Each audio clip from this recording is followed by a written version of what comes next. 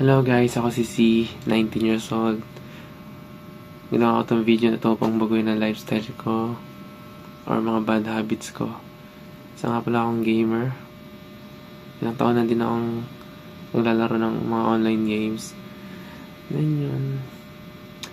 Saka, anxiety, depression, stress. Yung tatlong yun, lagi kong na feel or naiisip. Then I have a financially disabled, or what I mean, stress sa mga budget. Yeah, isa din kasi ako sugarol kung tawagin. So gusto ko rin mabago yun. So yun, inisip ko din yung future ko, kung ano mangyayari sa akin. Then I have insecurities din. Yun, kapayatan ko. Then symmetrical face, nilang halata.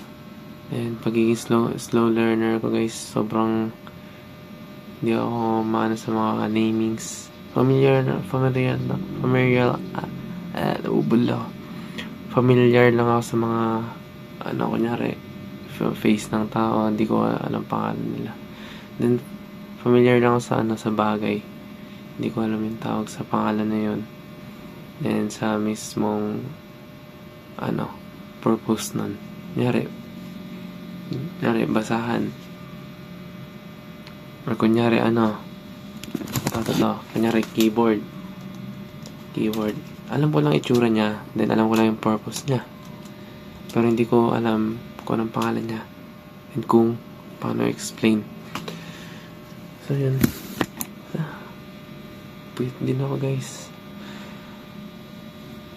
So yun, para lang may tago lang yung mga insecurities ko, like sa symmetrical face and pagiging payat ko, is gumagamit lang ako ng watch.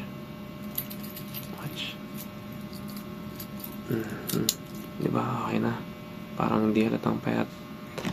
Then sa symmetrical face ko naman is, kung babalik rin man tong video ito. Hello guys, as you can see, mataba dito din, mapayat dito. So yan. Diba guys, kita nyo na. So yun, para matakpan yun, ito, susuto ng glasses. Diba? Looking good. So yun, dagdag na din, lessons, insecurities. Yan. So yan, tinan niyo physics ko, payat diba?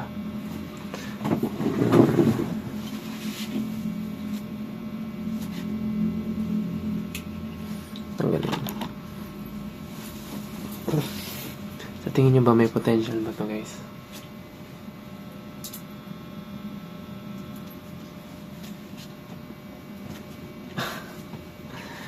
So yun lang guys. So yun, ginawa ko tong video na to pang mabago yung lifestyle ko or hobbies ko, ganun, or may improve din sa sarili ko.